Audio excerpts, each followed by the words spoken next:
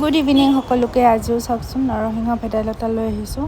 তাৰ মাজতে আহিছে পানী ধৰিলোঁ, আকৌ চাপ্লাই পানী ধৰি উঠি ছিঙিলোঁ অলপমান দৰুণ শাক, তাৰপিছত শিঙি মাছ আছিল ভাজিলোঁ। মানুহটোৰ কথা শুনাব। এইটোৱেতো ৰেচিপি। তাতে অলপ তোমাৰ হেৰি লাগিব, এই কি কয় এইটো, দৰুণ শাক, মচন্দৰী অলপ লাগিব, ভোট জলকীয়া এটা যাব, জালুক 10 গ্ৰাম যাব, নহৰু এটা যাব, আৰু কল 2টা যাব।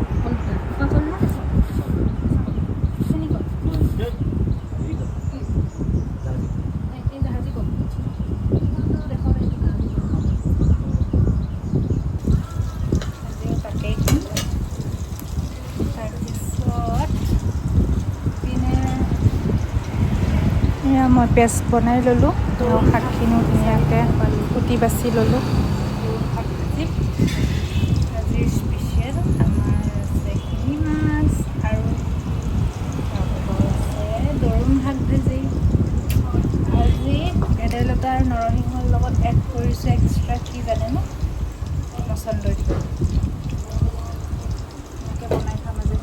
আৰু গৰমটো চাওকচোন, ৰ'দটো মানে এনেকৈ দিছে, মানে অৱস্থা নাই। 10 বাৰমান চাগে গায়ে ধুম, ইমান গৰম